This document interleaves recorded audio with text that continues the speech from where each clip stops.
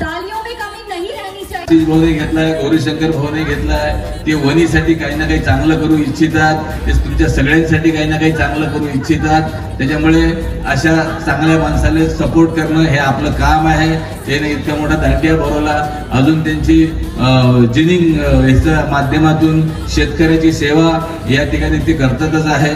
तर अशा पद्धतीची सगळी कामं हे आशिष भाऊ आणि त्यांची टीम, गौरीशंकर भाऊ आणि त्यांची टीम हे सगळे मिळून तुमच्यासाठी करत असतात। पण तुम्ही आनंदात राहा, खुश राहा, सुखात राहा, माय बाप हो भांडू नका।